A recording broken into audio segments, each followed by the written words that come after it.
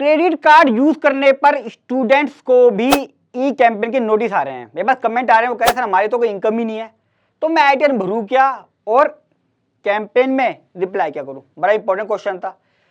बहुत सारे लोग ऐसे हैं, मतलब मैं मान के चल रहा हूं कि अगर 100 नोटिस जा रहे हैं तो 100 में से कम 80 या 85 नोटिस तो क्रेडिट कार्ड वालों को जा रहे हैं।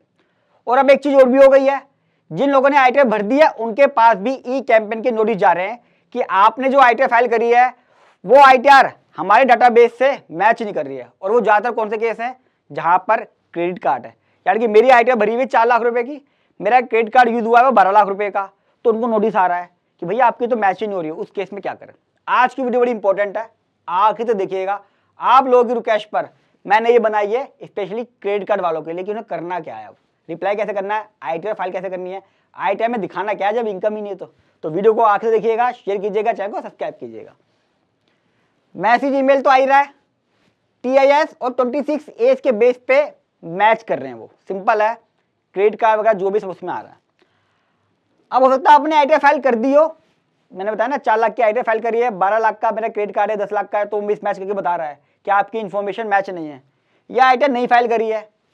रीजन क्या है? जिन्होंने आईटीआर फाइल कर दी है उसमें या तो कैश डिपॉजिट या विड्रॉल है। हो सकता है मेरे पेरेंट्स से मुझे 15 लाख रुपए मिले, मैंने 15 लाख का कैश निकाल के दे दिया, किसी को जरूरत थी कैश की, मैंने निकाल के दे दिया।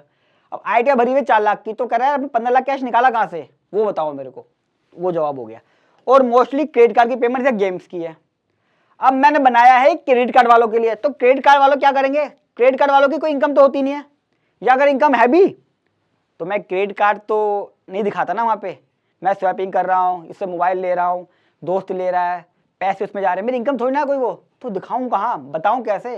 कोई फोन आया, कोई डिपार्टमेंट चला जाऊं तो समझा भी दूं, ऑनलाइन कैसे रिप्लाई करूं? अब 4 रीजन है, बहुत गौर से देखना। पहला रीजन हो सकता है आपने क्रेडिट कार्ड की रोटेशन करी हो, एक क्रेडिट कार्ड से दूसरे क्रेडिट कार्ड की पेमेंट कर दी हो, 30 दिन का टाइम निकल गया, या नो ब्रोकर के साइट पे जाके लोगों को पेमेंट कर दी, housing.com पे चले गए पेमेंट कर दी, क्रेडिट ऐप है उस पर कर दी, वहां से रोटेशन करके दोस्त के थ्रू अपने पास लिया है, या क्रेडिट कार्ड से पेटीएम में ले ली, पेटीएम से दूसरे क्रेडिट कार्ड की पेमेंट कर दी, तो ये रोटेशन हो सकती है। पहला रीजन बताऊंगा क्या करना है। दूसरा रीजन हो सकता है यूज करने का, आपके फ्रेंड ने यूज कर लिया हो, मोबाइल खरीद लिया हो, या कुछ शॉपिंग कर ली हो, कई बार मूवी वगैरह हो जाता है, दे देते हैं। प्यार मोहब्बत दोस्ती सबसे बड़ी चीज है। अगर जिंदगी में खुश रहना है तो दोस्तों का होना बहुत जरूरी है, और दोस्त भी होने चाहिए वैसे वाले, तभी लाइफ में मजा आता है। शरीर दोस्त का फायदा नहीं है। कुछ मैंने सेल्फ यूज कर लिया हो सकता है मैं भी तो यूज करूंगा, जब दुनिया यूज कर रही है कार्ड मेरा, तो मैं भी तो यूज करूंगा। शॉपिंग कर रहा हूँ, कुछ भी ले रहा हूँ तो मैं खरीद लेता हूँ। या मैं बिजनेस में यूज कर रहा हूँ, बिजनेस टूर पे जा रहा हूँ, सारी पेमेंट मेरी क्रेडिट कार्ड से होती है और मैं बिजनेस से रिम्बर्समेंट ले लेता हूँ। या मैं परचेज सारी इसी से कर रहा हूँ, मोबाइल ज़्यादातर मोबाइल का काम होता है, मोबाइल टीवी वगैरह खरीद रहा हूँ और लोगों को बेच रहा हूँ। बहुत सारे वेंडर्स ऐसा भी कर रहे हैं कि भैया अमेजोन फ्लिपकार्ट से क्रेडिट कार्ड के थ्रू बुक करा दिए मैंने इलेक्ट्रॉनिक आइटम्स या मोबाइल, सस्ते मिलते हैं, दुकान पे जाके दे रहे हैं, 2-3 हज़ार का फायदा हो जाता है। वो केस भी कर रहा हूँ बहुत सारे। अभी 4 केस है। अब करना क्या है इसमें? एक इंपॉर्टेंट बात और दोस्तों, ये वीडियो मैंने आपकी इन्फॉर्मेशन के लिए बनाई है। चाहे आप इस वीडियो को 100% भी समझ जाएं, खुद ना तो आईटीआर भरना ना कभी रिप्लाई जमा करना। जो प्रोफेशनल्स हैं उनको इस वीडियो से हेल्प मिलेगी, वो कर सकते हैं, लेकिन कोई आदमी अपना काम खुद करने की सोच रहा है, बहुत बड़ी गलती करेगा, बताऊंगा क्यों। कभी भी खुद ना करें ये काम। लिखा होता है ना, mutual fund are subject to market risk, मैं अपनी वीडियो में लिख दूंगा, सेल्फ काम करना are subject to income tax risk, दिक्कत आएगी।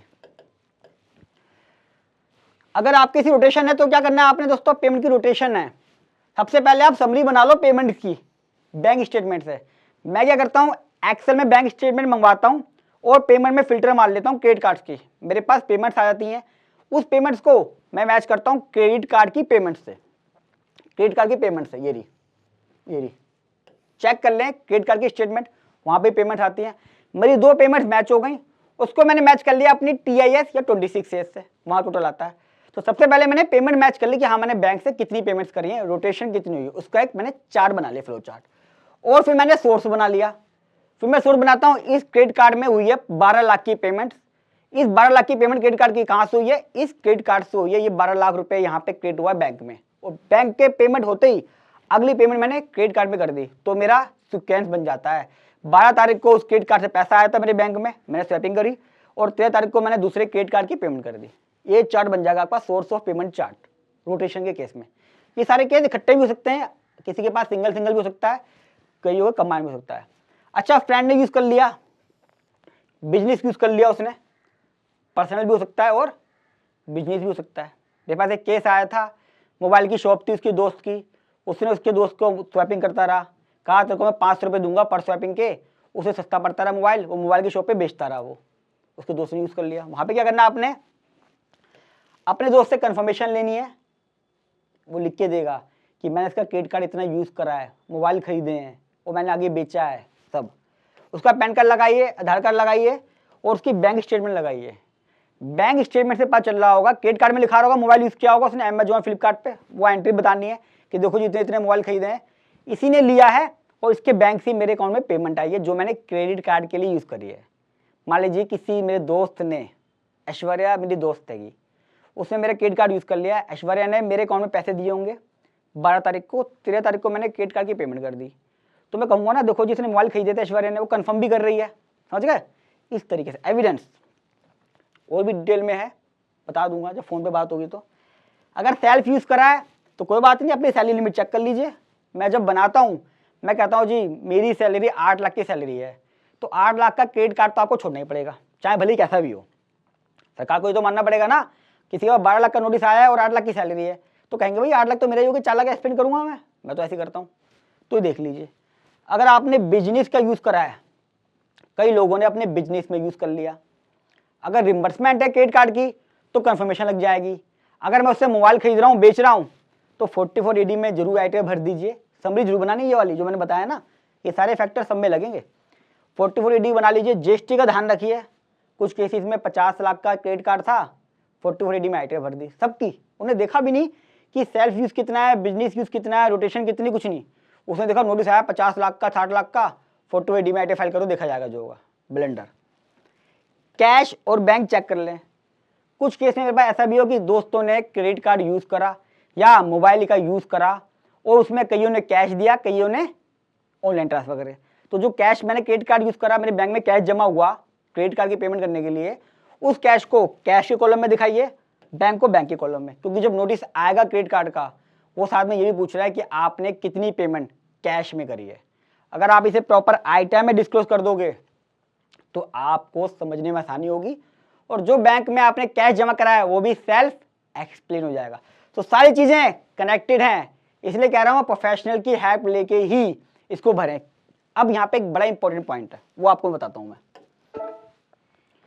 ये सब काम करने के बाद भी दोस्तों आईटीआर में आप लिखोगे मेरे को आईटीआर भरने की जरूरत नहीं थी, वहां पे जो रिप्लाई देना ई कैंपेन, वहां रिप्लाई भी दे दो कि पेमेंट मेरे से जुड़ी हुई है लेकिन रोटेशन है, जो रीजन है। इनकम टैक्स का नोटिस 148 का तब भी आएगा दोस्तों, आप आईटीआर भर दोगे तो भी, नहीं भरोगे तो पक्का ही है। फिर तो आना सबके पास है जिन्होंने क्रेडिट कार्ड का यूज करा है। तो ये पॉइंट जरूर कर लें, सारी summary, bank statement, credit card statement, जहां जहां से पैसा आया है वो सब आज की डेट में ही बना के रख लें।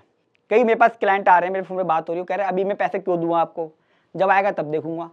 भैया जब आएगा ना तो आपके पास क्रेडिट कार्ड की स्टेटमेंट होगी, ना आपको याद होगा पैसा कहाँ कहाँ से आया है, नहीं याद होगा किस किस ने यूज करा है, ना आप कंफर्मेशन मांग पाओगे, ना उसका पैन कार्ड, आधार कार्ड, कोई भी चीज़ नहीं मिलती। 2 साल बाद, 3 साल बाद नोटिस आते हैं, कुछ भी याद नहीं होगा। इसलिए बड़ी इंपॉर्टेंट है कि आप आज ही सारी वर्किंग बना के, फोल्डर बना के, एक जिप फोल्डर अपने पास रख लें, प्रिंट आउट निकाल के फाइल लगा ले, सोर्स बना ले, A to Z वर्किंग करके आज ही रखनी होगी, तभी इसका रिप्लाई जाएगा।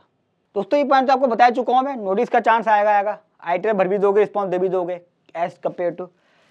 जो इंपॉर्टेंट बात है आपने ध्यान रखना है, जो रिप्लाई में डालना होता है, जो मैं डाल रहा हूँ, लिखना है कि मैं स्टूडेंट हूँ, मैं कोई बिजनेस नहीं कर सकता, मेरा काम ही यही है, मैं कैसे किसी क्रेडिट कार्ड को बिजनेस के लिए यूज कर सकता हूँ, कोई टैक्स चोरी नहीं हुई है, या कोई आपकी सैलरीड एम्प्लॉयड है तो रिप्लाई में लिखे जरूर कि मैं फुल टाइम सैलरी करता हूँ, मेरी ये पोजीशन है, मेरे लिए पॉसिबल नहीं है कि मैं क्रेडिट कार्ड से कोई बिजनेस करूँ या 2 नंबर की इनकम लूँ और उससे क्रेडिट कार्ड की पेमेंट करूँ। ये सिर्फ रोटेशन है, पर्सनल यूज़ है, दोस्तों ने यूज़ करा है, ये सब काफ़ी चीज़ लिखनी है ताकि उसका ध्यान हट जाए कि कोई टैक्स चोरी नहीं हुई है, बिजनेस पॉसिबल नहीं है और कोई टैक्स एवेजन नहीं हुआ है।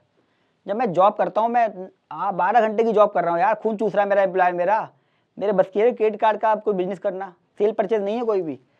फोकस करना है सोर्स ऑफ क्रेडिट कार्ड की पेमेंट पे, पता नहीं भैया क्या उल्टी सी रिप्लाई देते रहते हैं। हमें ये बताना है कि अगर 56 लाख का क्रेडिट कार्ड लिखा हुआ आ रहा है तो मैं 56 लाख की पेमेंट कैसे कैसे करी है, चार्ट बना के देना बढ़िया सा कंफर्मेशन के साथ। क्रेडिट कार्ड और बैंक स्टेटमेंट बेस है 26 एस और TIS नहीं है, ये ध्यान रखना। बहुत सारी गलतियां हैं TIS में 26 एस में। आपका जो बैंक स्टेटमेंट है और जो क्रेडिट कार्ड की स्टेटमेंट है, पेमेंट वहां से मैच करे कि एग्जैक्टली पेमेंट कितनी हुई है। TIS में क्या आ रहा है, कुछ नहीं फर्क पड़ना। तो ये जो पेज है बहुत इंपॉर्टेंट है आपके रिप्लाई के लिए। तो आप लोगों के कहने पे ही मैंने स्पेशल वीडियो बनाई है, अच्छी लगी हो कमेंट बॉक्स में जरूर बताइएगा लाइक के साथ, और चाहते किसी टॉपिक पे बनाऊं वो भी आप मुझे लिख दीजिएगा। फर्स्ट टाइम आ रहे हैं चैनल को सब्सक्राइब कर लीजिएगा, क्योंकि इस तरह की इन्फॉर्मेटिव वीडियो सिर्फ आपको मेरे एक्सपर्ट टीचिंग के चैनल पे मिलेंगी। और जितना हो सके दोस्तों इसको शेयर कीजिएगा व्हाट्सएप फेसबुक पे। इंडिया में हर दूसरा आदमी क्रेडिट कार्ड यूज कर रहा है, रिवॉर्ड कैश, नो ब्रोकर पे जाके स्वैपिंग हो रही, पता नहीं भैया क्या चल रहा है, मैं तो बड़ा हैरान हो जाता हूँ। तो प्लीज़ प्लीज़ शेयर। और मैं चाहता हूँ कि एक दिन ऐसा आए कि इनकम टैक्स के नोटिस से सभी मुक्त हो जाएं, इंडिया में किसी के पास भी नोटिस ना आए। इस मुहिम में आप भी मेरे साथ जरूर जुड़िए। जब मिलूंगा अगली वीडियो में, तब तक के लिए नमस्कार।